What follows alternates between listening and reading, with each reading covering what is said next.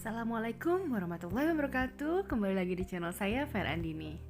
Hari ini saya ingin berbagi video tentang propagasi dari si aglonema Pink Dalmatian. Pink Dalmatian ini termasuk aglonema yang besar di rumah saya karena yang lainnya memang masih kecil ya. Sekitar 2 minggu kemarin saya sudah ngecek kondisi akar dari si Pink Dalmatian ini, ternyata sudah besar, tinggi, dan juga gondrong. Jadi saya memutuskan saya akan mencacah dan akan mempropagasi. Mungkin tepatnya bukan mencacah tapi memotong, karena saya hanya memotong 2 bagian pucuk dan 1 bonggol. Jadi sebelumnya kita akan mencuci dulu si akarnya. Teman-teman bisa melihat kondisi akarnya sangat bagus. Tapi tetap saya harus mengecek ke dalam batangnya apakah ada spot merah sebelum saya tanam. Alhamdulillah sudah sangat sehat. Nah, seperti itu ya teman-teman. Oke, setelah itu saya akan simpan dulu di cairan B1 supaya lebih segar selama kurang lebih 2-3 jam. Setelah 2 jam saya akan potong di bagian yang saya tunjuk tadi, dan saya potong menjadi 2 bonggol yang paling bawah dan bagian pucuk. Ya kan, saya tanam kembali. Nah, saya harus mengecek apakah ada spot merah. Ternyata ada, dan itu terpaksa saya congkel sampai bersih. Tapi jangan khawatir, bagian yang kita congkel kita akan cocokin dengan fungisida ya, sebelum kita tanam. Fungisida, bakterisida. Ya, ternyata memang ada spot merahnya. Kalau tidak saya ambil, itu bisa mengganggu di kemudian hari. Di bagian bonggol pun saya congkel seperti itu. Lalu kita sediakan pot, ya, pot yang tidak terlalu besar, ukuran 10-15 mungkin itu, berapa 20. Kita akan masukkan kerikil. Kenapa? Saya berkeyakinan kerikil berguna untuk dalam proses aerasi atau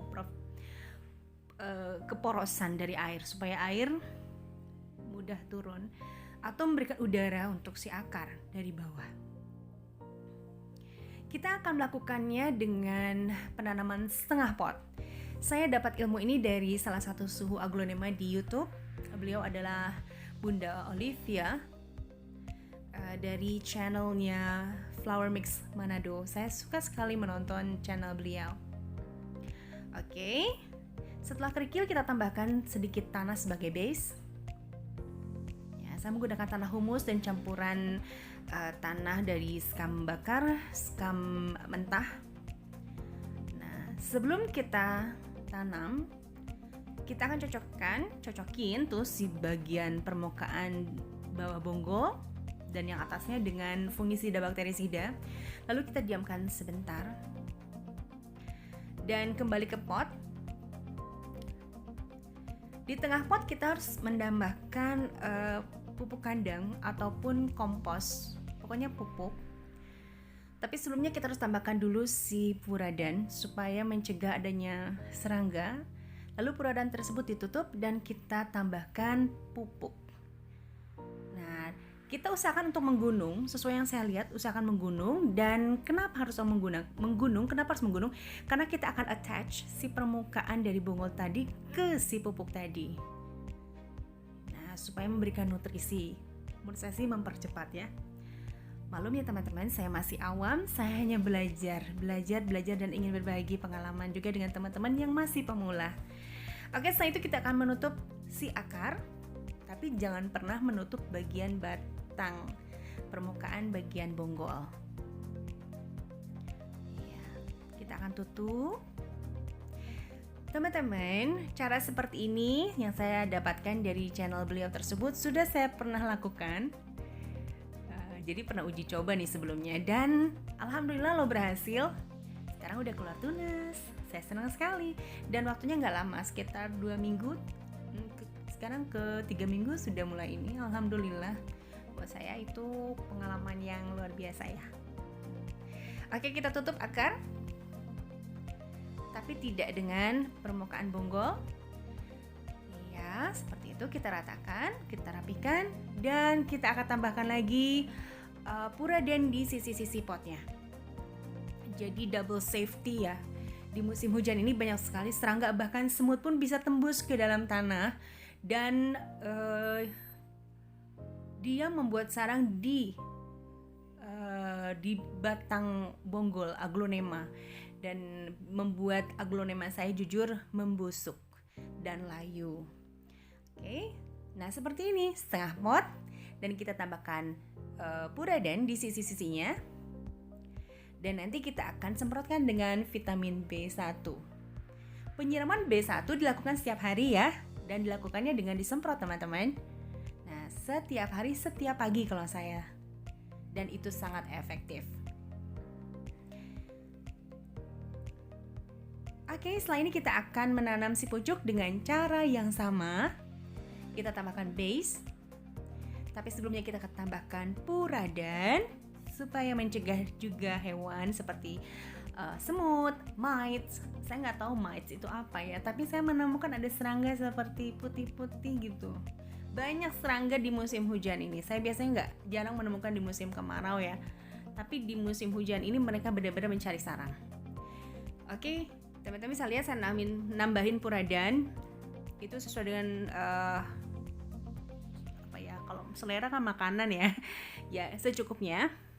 Kita tutup dan saya menggunakan pupuk kandang kompos boleh. Itu saya menggunakan pupuk kandang yang sudah matang yang dicampur dengan sekam bakar. Lalu saya attach lagi si bagian batang dari si pucuk, tapi sebelumnya kita cocokin dengan, atau kita tutupkan, kita obati dengan si fungisida bakterisida ya, supaya tidak terkena bakteri ataupun fungi. Fungi itu jamur kalau nggak salah ya, fungi. Yes, jamur teman-teman. Iya. Nah, mari kita tanam kembali. Kita attach si bagian dasar bonggol dari pucuk tersebut dengan pupuk. Lalu kita tutup lagi dengan tanah. Kalau teman-teman lakukan seperti ini, saya harap dicampur, jangan seperti saya ya. Mudah-mudahan ini saya berhasil, tapi insya Allah berhasil. Saya terburu-buru karena saya ingat ini saya harus ngajar. Jadi saya terburu-buru tidak mencampur. Tapi ya nanti kita akan melakukan pencampuran manual aja. Kalau saya, jangan ditiru ya. Mudah-mudahan menjadi pelajaran juga buat teman-teman. Bahwa yang saya lakukan ini teman-teman tidak usah tiru, harus dicampur dulu. Jadi sebelum dimasukkan ke pot harus dicampur dulu si media tanam tersebut.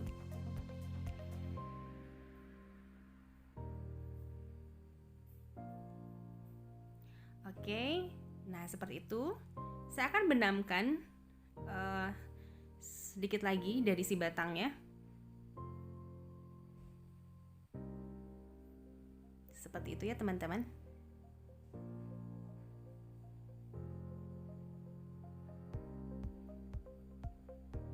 Saya akan memperlihatkan keadaan dari si pucuk ini 3 hari ke depan setelah penanaman ini ya. Apakah segar? Dan setelah penanaman ini, baik bonggol ataupun si pucuk ini kita tempatkan di tempat yang teduh. Jangan dikenakan matahari dulu selama beberapa hari.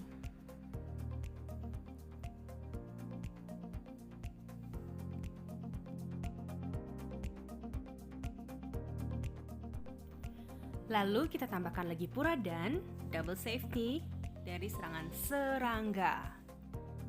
Ya, kita tempatkan atau taburkan di pinggir-pinggirnya saja, jadi jauh dari si batang. Baiklah teman-teman, inilah dia pucuknya sudah kita tanam kembali, dan si bonggol tadi kita harus kita semprot dengan vitamin B1 yang dicampur dengan air. Seperti ini. Ini efektif sekali dan kita harus lakukan setiap hari. Hanya disemprot saja. Nah, insya Allah nanti akan tumbuh tunas. Oke?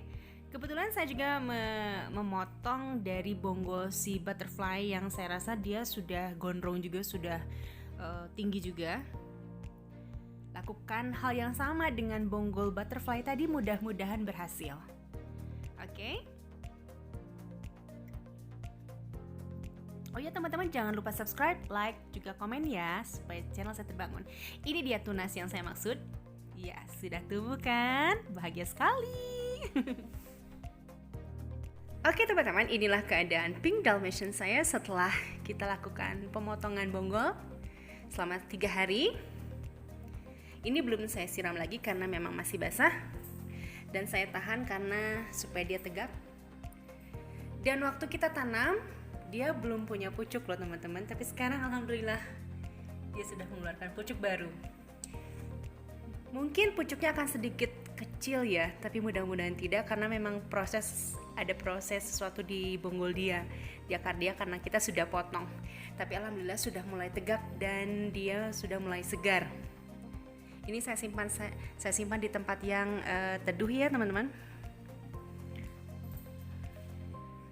Dan teman-teman, ini adalah keadaan si tunas setelah 3 hari dari kemarin saya tunjukkan. Ya, sudah ada peningkatan sedikit, tetap segar. Oke. Baiklah teman-teman, demikianlah video saya kali ini. Mudah-mudahan pengalaman ini bisa menjadi inspirasi juga buat teman-teman yang sama-sama pemula seperti saya. Oke. Jangan lupa subscribe, like, juga komen ya, supaya channel saya terbangun. Terima kasih, kita ketemu lagi di video selanjutnya. Wassalamualaikum, dadah.